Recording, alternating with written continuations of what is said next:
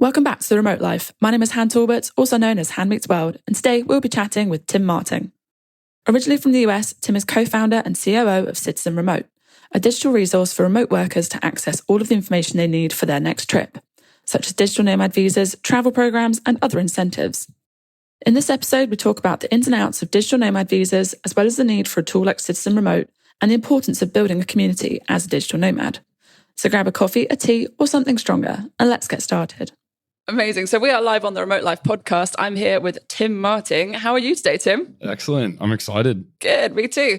So why don't you just kick things straight off and you introduce yourself and your remote life journey so far? Yeah. So I guess my remote life journey would have started, kind of around the pandemic. Because before that, I was doing entrepreneur consulting in person, real estate before that. I did do a bit of investing, but that's not really remote work. So it definitely started when I moved to Italy and then Spain. And from there, I've now co-founded a company called Citizen Remote. And our entire team is remote, hence the name. And that's kind of where I'm at today. Amazing stuff. So why don't you explain more about Citizen Remote and what you guys get up to? Yeah, so Citizen Remote is an app where essentially we help people relocate around the world. So we help them from anything from digital nomad visas is our main niche, and we're building out automation technology around that. And then we can go all the way to accommodation, events, connectivity once you've relocated and more. So we're kind of trying to lump in all of the pain points that come with traveling around the world into one platform. What would you say? You mentioned pain points. What is like the most common pain point, would you say, for a digital nomad? I feel like me and you can dive into that considering what we've dealt with here, this journey alone. And we can go into that in another podcast or another time. But yeah, so some of the pain points is essentially once you get somewhere, then what? You know, we were talking the other day about this actually, like what apps do you use to order food or get a taxi? Who do you connect with? What events are happening and are they in your language?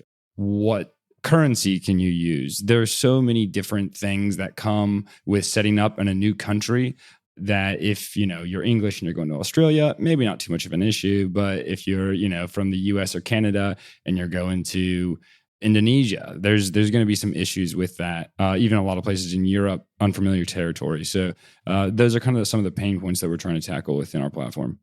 Nice. Good stuff. And obviously you mentioned that you lived abroad a couple of times. Where's been your favorite destination as a nomad so far?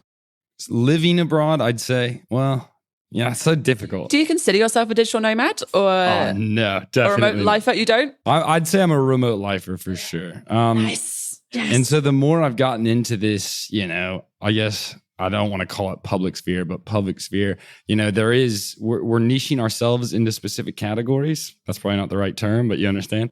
And so I guess I'd say I'm a slow mad more than anything because I do like to move every, 6 months to a year and a half, whether that be from Barcelona to Malaga or Australia to Italy. I do like to move around a bit. As do we all. Yeah, exactly. But I don't like to do it as quickly. So I definitely would say I'm not a digital nomad. Okay, so then better question. Where is on your list to slow mad? That is a good question. I would say, so it was Croatia for the longest time. But now that I've been just right here and I'm about to spend a few days in Split, I'll probably circle back around to that. I do want to go up to kind of the Nordic countries in Northern Europe really badly. Norway or Germany are probably the two on my list there. I would absolutely love to. I've seen so many van lifers on YouTube taking their campers around Norway in the summer. It looks amazing.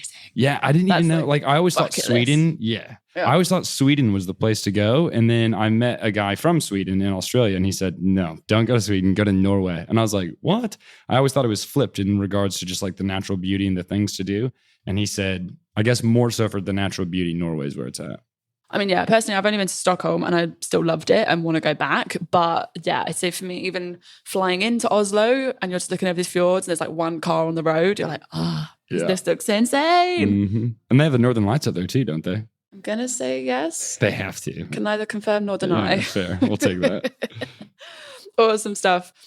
So coming back around to Citizen Remote, why is it important for people? Why should we be coming to Citizen Remote?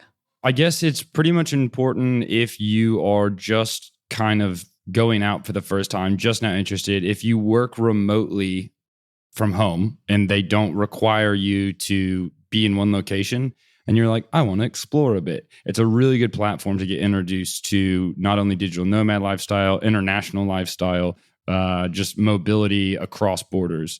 So it's a really good platform, and we'd recommend checking out and getting involved as we develop more and more features within the app and in our website. Yeah, so it's kind of, obviously we've got to know each other very well for the last 3 weeks. It feels like there's a good offering for both nomads and brands as well. Like, what would you like brands to know about Citizen Remote? Yeah, that is, thank you for that. I appreciate that. So brands is also, there's a really good opportunity to kind of get exposure for those who maybe don't want to battle on Google, or maybe they just don't have the capacity to do that. And the cool thing is when you do travel around the world and you meet people and you live in places for a long time, you get exposed to things that you would never find on any search, or even if you've been there for a month or two, and they're just something that pops up after a long time. And so that's what we are hoping the community will develop, and our partners within the community and the platform will be excited to show, our growing audience where those hidden gems are located around the world. Amazing. Yeah. So obviously, talking of community, I feel like we've really discovered that community is a huge part of being a digital nomad, or remote lifer, however you choose to identify. Yeah. Is a slow mad? Okay, please. Slow mad. So why would you say community is specifically important to you when you are slow madding? So that's a good question. I wouldn't say that a community is necessarily important as much as integrating and finding more out about the culture I'm going to visit. So obviously a community will eventually be important, especially if you live there long term.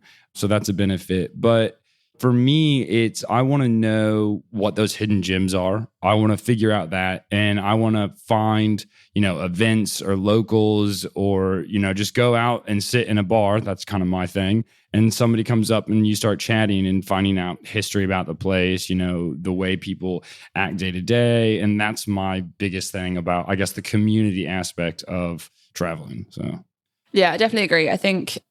Obviously here on the podcast, we go by home is where my laptop is, but it's more about the connection than the physical tech itself. And being able to stay obviously connected with friends back home is just so important. And even when I'm going away, I'm always looking for ways to connect with locals, or obviously we've completely by chance had a chance to meet, and it's been epic. Mm-hmm. And I think that would be a very interesting thing to try and develop. And it is very interesting watching different groups. Yeah, I totally agree. And I guess one thing I'd say is, me over the last few weeks, I'm not a social media guy. I've never really been, kind of because of that. And neither is my other founder, Peter. And we created a platform with that in mind, is that we didn't really want to create a platform where you live on the platform, but you utilize the platform to live in real life and experience in real life. So the tools we built, while some are great online, they're intended to be utilized for you in the real world. So thoughts on VR headsets, Web3, Facebook, and because I've seen examples like Gymshark who have done their podcasts within the Facebook metaverse. Whatever. Really? That would be cool. I didn't think I'd be convinced, and I'm already thinking, if we've all got headsets like that, that would make podcasting so much fun. Oh, yeah. Thoughts? No. Citizen Remote? Yeah. And so that is something that Peter, the other founder, I don't know if I mentioned him by name yet, is very excited about. And he has a funny backstory is his sister gave it to him after using it for 4 hours, and she threw up everywhere after taking it off for 4 hours. And so she was like, I don't ever want this thing. And Peter was like, sweet, I'll take it. And he said it was the coolest thing ever.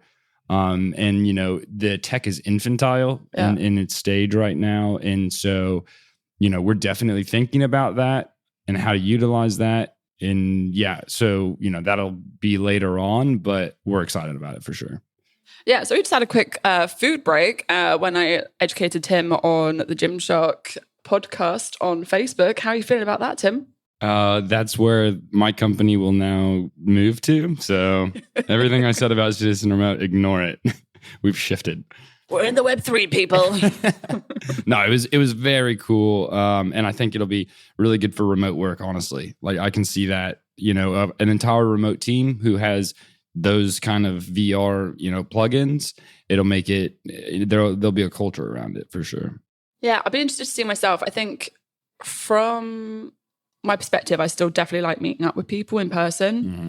but I think there's definitely a space for it. And honestly, I was definitely not convinced until I saw it and I thought, oh, there's another level there.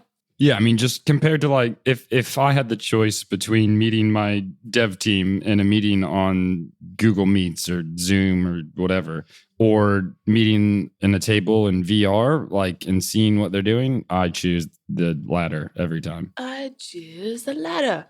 Yeah, exactly. So just reeling it back a bit to community, building a community as digital nomad, remote life first nomad. What are your thoughts on kind of building a platform that is completely international as opposed to say like specific to a region? It's a lot of work. Yeah, there is so much that has to go into it.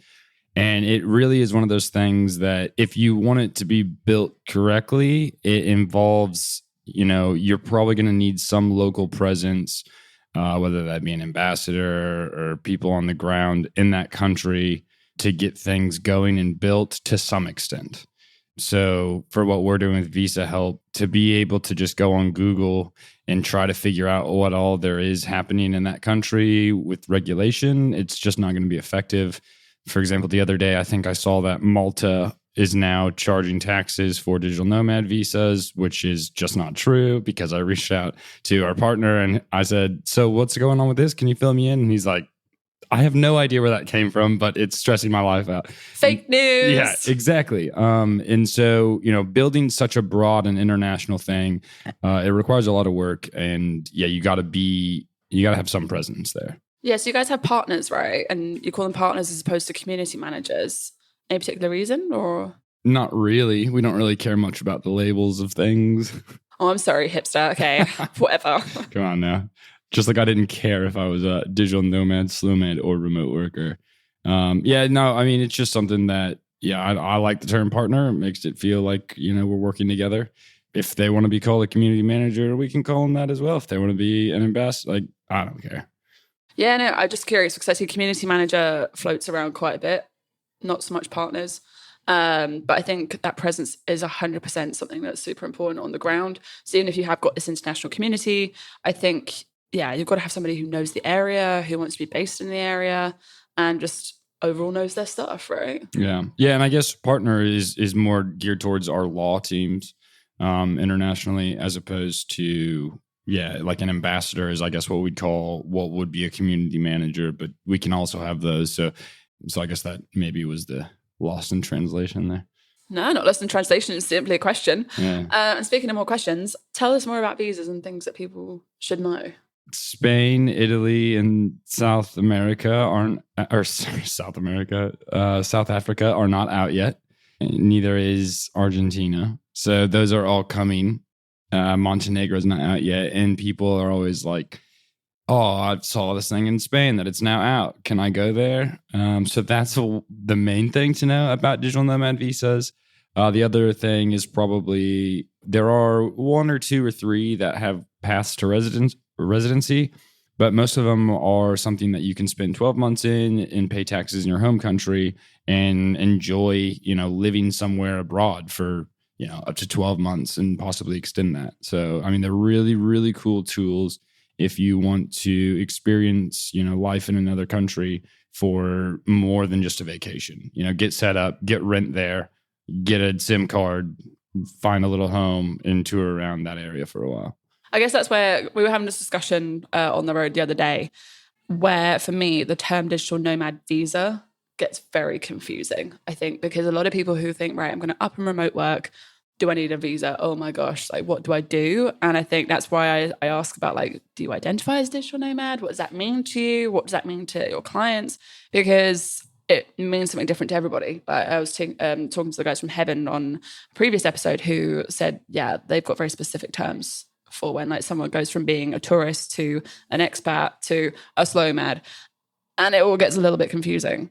Thoughts? Yeah, no, absolutely. So I think globally they missed the mark on labeling those properly. And I think that that's also what's causing people like Pluma to kind of, have Blumia? yeah, there you go. Plumia to, really don't care about labels. No, people like Plumia to have a, care and voice is because they're pretty much representing and saying, look, these are not digital nomad visas. And they're right, technically, by the definition of what a digital nomad is. They are definitely more remote working visas, but they can be utilized for digital nomads. They absolutely can be utilized for digital nomads, past what is 3 months. The setup is a bit laggy, a bit of a struggle, and that's something that we're helping to alleviate, building and automating. So because there is that issue of those wanting to kind of travel quickly, travel easily, the cost associated, having to get a lawyer potentially in some places, there's just too much of a struggle. And so, yeah, what we're building helps those digital nomads get, and apply and obtain that visa a lot quicker if they want to stay over 3 months. And then for remote workers, obviously, we definitely help with those who want to stay for longer than 3 months, up to a year and potentially more. Yeah. I was wondering, I suppose if you really had to, like, say a client comes up to you like in the next hour and says, right, explain the difference to me. How would you do it? How would you break that down? The difference between a remote worker and a digital nomad? All of these labels. Because I feel like from my perspective, I'm sitting here going like, I saw the evolution of like blogger to content creator to influencer. And obviously the media, mainstream media has taken influencer, and that's just the most palatable term. Yeah. Just like now, we have all these different things. You've got people who prefer to be like an expat. Some people want to be a remote worker, remote lifer here on this podcast. And the media seems to, or just mainstream, people take digital nomad as the palatable term. Yeah. So if you had to break it down for yourself so that your client can understand it better, yeah, what would you say? All right. So I'd say it's kind of like that rectangle and box or square, analogy? To where is it the square fits inside of a rectangle? But no, the other way around. Square peg in a round? No, it's like a square will fit inside of a rectangle, but a rectangle won't fit inside of a square. Now that's it. Okay. So anyways, cool. Terrible analogy. Let's just throw that one out the window. But essentially what it is it kind of breaks down to, they're pretty much all, expats don't have to be remote workers, I guess. So expats are kind of on their own thing. It's pretty much somebody living in another country who is from a different country. So a US living in Spain I think that's pretty well understood. Remote worker is somebody who doesn't have to go to a physical office. That one's pretty obvious as well. And then digital nomads and slow mads fit into the remote worker category, except it's how often they move. So expats can be remote workers, and nomads can be remote workers. Nomads are essentially under 3 months, I'd say, is about right. So they're usually hopping around on tourist visas. Maybe they'll hop, a border and then come back to where they're at. But then that kind of crosses into the line of a slow mad, which is somebody who is taking, I guess it would be over 3 months, but I would usually consider a slow mad like 6+ months in a place, which I guess can get into a debate. But it's essentially the only difference between a slow mad and a nomad is slow mads take a lot longer to move around, and they kind of set up in a place for a bit. So do you agree? I guess that will do. Yeah. No, that's great. I think as different people have different opinions on it. So it's good to know, I guess, more from obviously your brand side of things, that therefore people probably feel more secure in understanding that. So obviously we've been spending time here in Herzegovina for nearly a month now on a pilot program for digital nomads to experience this very beautiful region. Any takeaways? Anything, not like from a business perspective, or like just in terms of what you think could be particularly interesting in the digital nomad space in the future, whether from a destination perspective or not? Yeah, I would say that this will potentially be the new Croatia in the sense of, hey, my Schengen has run out, I'm running to this place. I think that that's what they're competing for. I think that that's what they're aware of. And I think that that's partially why we're here, because there is also Montenegro that they're going to be competing with, Bulgaria that they're going to be competing with, Albania. Are they part of the EU already, or the Schengen? I don't think so. No. Okay. Well, let's just No. pretend that they are not for this argument. So they are essentially trying to be that new destination after Croatia enters the EU and the Schengen as of, well, not enters the EU, enters the Schengen and adopts the euro as of January 1st, 2023. So I think that that is going to be a really exciting opportunity for Bosnia and Herzegovina. It's a fantastic area. It is really cool in regards to, you know, the mountain life, I'd say, mountain and rivers. They have a little bit of a coast that you've been to. Tiny, yeah. I think we're going there in a few days. You know, there's not that beach life, but those who are wanting to kind of be the more, you know, mid-continental, outdoorsy, mountain biking, fly fishing, whatever you want to do, rafting, this is going to be a really cool opportunity for people to, if they time it correctly, spend, you know, their 3 months resetting their visa in a very activity friendly and honestly culturally friendly place. I have, you know, mostly nothing but good things to say about Bosnia and Herzegovina. So yeah, I definitely agree. I definitely didn't know enough about the destination before I got here, and was just honestly blown away by like the history, the culture, of course, the food. so good. The wine, I was shocked. The wine and cheese, and cheese, yeah, and cheese. You gotta love the cheese. Yeah. Oh my gosh, so many wineries and yeah, just so many undiscovered gems. Dare I say, I feel like as a content creator, I'm going, why did you say hidden gems? But so many hidden gems as well to discover. And yeah, absolutely. Like shout out to the Garanzi guys for an epic like quad biking, horse riding. They're doing some incredible stuff. That basketball court, tennis court. Hey. They have a gym / spa upstairs. That place was really cool. And every room has its own Wi-Fi. I mean, literally the dream. Like, what else do you need? Wi-Fi, coffee, and maybe wine. But yeah, no, I think definitely it would be interesting to see how somewhere like Garanzi, which is only, you wouldn't believe it was only a 20-minute drive. Yeah. Out and of Mostar. The craziest part was, what did Anna Maria say? Like 10 euros? Something like that for a taxi. For a taxi? Yeah. Insane. Yeah, absolutely. So, yeah. So I feel like it's definitely got a lot to offer. And I like the concept that like you could go to the country and like you're really very much like in your own little bubble to create your product, create your app, like whatever it is that you're looking to do next. I think it will be a really exciting opportunity in that respect too. So Garanzi was one of your favorites then, huh? Maybe. yeah. Maybe. No, it was cool, especially for like small teams. Like if you got a small team or you're just, you know, a few founders trying to go out and, you know, get away, like that's a really good area. So we're coming back for retreat, yeah? Retreat in Garanzi, guys. Hint, hint. Is there anything else that you think that people may not have known about Bosnia that you're kind of like, they need to know? Not really. I mean, well, I guess I can say not really because I've been here and I've learned so much. Because going here, I knew nothing about it. Apparently, they have a history of war. I didn't know. But, you know. Just in European. Yeah, right. But like, I did not get that vibe at all. They have a beautiful, like Mostar has the coolest, like old Eastern European feel to it with, you know, what they've done in their downtown. The rivers are beautiful. Like there's just so much to it. It's very well designed. It's the people are so nice. The food is so good. Like I feel like I could move here and not have accomplished everything that they have to offer in 2 years. So I guess that's, so come here because I won't be able to say all the things that they have. And were there like kind of any interesting conversations that you picked up that you're like, oh, okay, wow, this is really quite like something. This could be a new thing. In regards to what, like investments or just destinations? Any business conversations that you were like, okay. Yeah, I mean, I think that Nome is going to be a good destination if it's not already for people wanting to experience the 25K beach that they have. And then, I mean, other than that, I think it's going to be a really good area to invest in the near future, barring a few regulatory hurdles. And then not necessarily, you know, I've had plenty of conversations and people have been really nice. So I guess I have nothing, again, like I said, but amazing things to say about this country. So basically, Tim's going to move to Mostar next. Very soon. Just needs to get himself a partner here for Citizen Remote, huh? Or you could be the partner for Citizen Remote. Yeah, I could just open up the entity over here. Hey, guys. Amazing.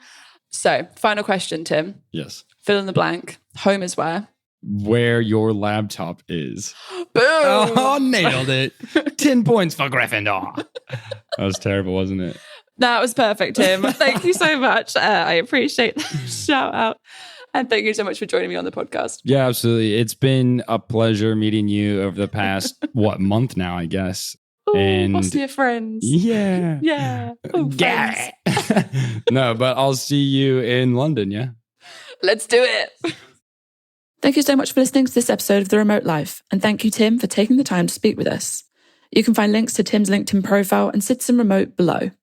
Thank you so much again for listening, and we can't wait to remote work with you again soon.